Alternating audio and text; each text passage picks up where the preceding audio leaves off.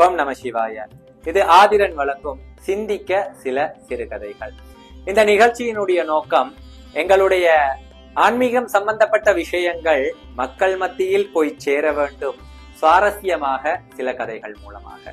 அந்த அடிப்படையிலே சின்ன சின்ன கதைகள் மூலமாக நம் அன்றாட வாழ்க்கைக்கு தேவைப்படக்கூடிய பயனுள்ள கருத்துக்களையும் பார்க்கலாம்.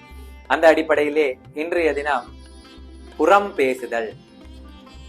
இந்த புறம் பேசுதல் என்ற ஒரு தீய பழக்கத்திற்கு, மிகப்பெரிய தீய பழக்கத்திற்கு ஒரு அழகான கதை.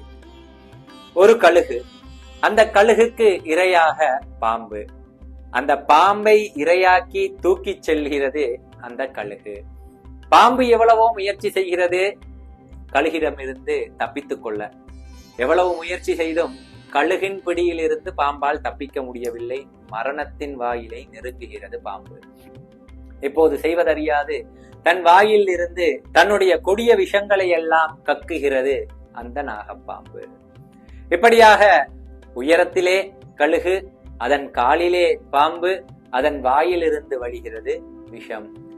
இந்த விஷம் பூமியை வந்து அடைகிறது. அந்த இடத்தில் ஒரு துர்பாக்கியம், ஒரு பெரிய அண்டாவிலே சமையல் தயாராகிறது. சமையல் நடந்து கொண்டிருக்கும் போது பாம்பின் வாயில் இருந்து விழுந்த விஷங்கள் அந்த சமையல் பாத்திரத்திலே விழுந்து விடுகிறது.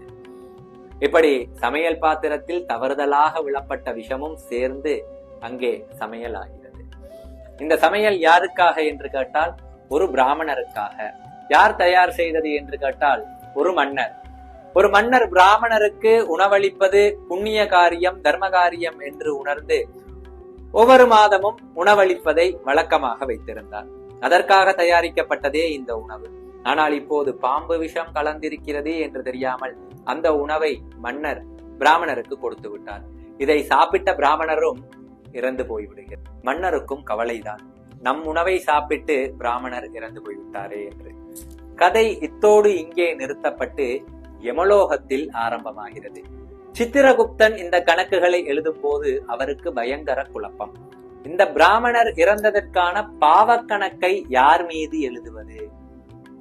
மன்னர் மீது மன்னர் மீது எழுதுவதா? ஏனென்று கேட்டால் உணவளித்தது மன்னர் தானே. ஆனால் மன்னர் மீது எழுத முடியாது, அவர் தெரிந்தே வேண்டுமென்று செய்யவில்லை. பாம்பின் மீது எழுதுவதா? பாம்பு தெரிந்தே அந்த தவறை செய்யவில்லை. இறக்கும் தருவாயில் தன் வாயில் இருந்து தன்னை அறியாமலே கசிந்தது விஷம். கழுகின் மீது எழுதுவதா? கழுகு தன்னுடைய கடமை, இறை தேடி இறையை பறித்து கொண்டு செல்வது தன்னுடைய கடமை. அதைத்தான் கழுகு செய்தது. இப்போது சித்திரகுப்தனுக்கு மிகப்பெரிய குழப்பம். இந்த பிராமணர் இறந்ததற்கான பாவத்தை, பாவ கணக்கை யார் மீது எழுதுவது? இந்த சந்தேகத்தை தெளிவுபடுத்த யமனை தேடி போகிறார் சித்திரகுப்தன்.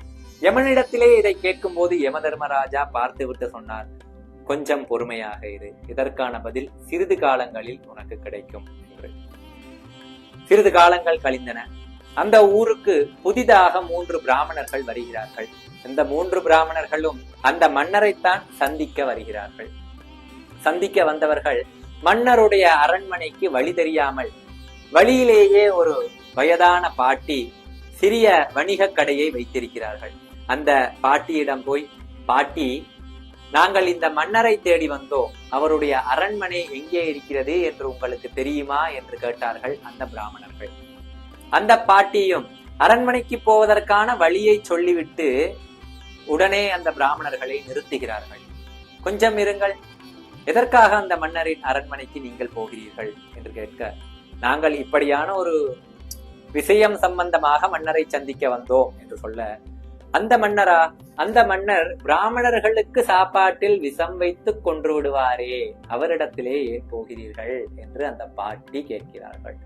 இப்போது யம தர்மராஜா சொல்கிறார், எழுது பாவ கணக்கை பாட்டியின் மீது என்று. இப்போது சித்திரகுப்தனுக்கு மிகப்பெரிய ஆச்சரியம். எந்த தவறும் செய்யாத பாட்டி மீது பிராமணரை கொன்ற பாவ கணக்கை ஏன் எழுத வேண்டும் என்று. அதற்கு யம தர்மராஜா கூறுகிறார், உண்மை என்னவென்று தெரியாமல், என்ன நடந்தது என்று புரியாமல் இப்படியான புறம் பேசியதால் அந்த பாட்டிக்கு இந்த தண்டனை. யார் மீது அந்த பாவக்கணக்கை எழுத வேண்டும் என்ற உன்னுடைய கேள்விக்கு இதுவே பதில்.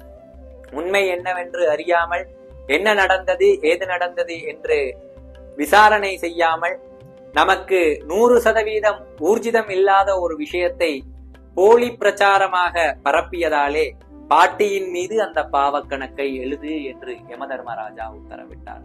இதுவே யதார்த்தம். நாம் அறியாத ஒரு விஷயம், நமக்கு உண்மை என்று தெரியாத ஒரு விஷயம், எந்தவித ஆதாரமும் இல்லாத ஒரு விஷயத்தை நாம் பரப்புவதன் மூலமாக நாமும் அந்த குற்றத்தை செய்தவர்களாக ஆகிறோம். இதனாலேயே புறம் பேசுபவர்கள் அந்த என்ன விஷயத்தை பற்றி புறம் பேசுகிறார்களோ அதை செய்த பாவத்தை சுமக்க நேரிடும். இத்தனை நேரம் இந்த கதையில் இருந்து நாம் அறிந்து கொள்ளக்கூடிய ஒரு விஷயம், நமக்கு உண்மை என்று தெரியாத ஒரு விஷயத்தையும் ஆதாரமற்ற விஷயங்களையும் நாம் பேசும்போது அதை செய்த பாவத்தை நாமும் தூக்கி சுமக்க நேரிடும். ஆகையினாலே நாம் எது பேசுவதாக இருந்தாலும் பிறருக்கு பாதகம் இல்லாமல், பிறருக்கு தீங்கு விளைவிக்காமல், உண்மையையும் நேர்மையையும் சத்தியத்தையும் நாம் ஆதாரபூர்வமாக நம்பிய விஷயங்களையும் பேசுவதே சிறப்பு. வேல்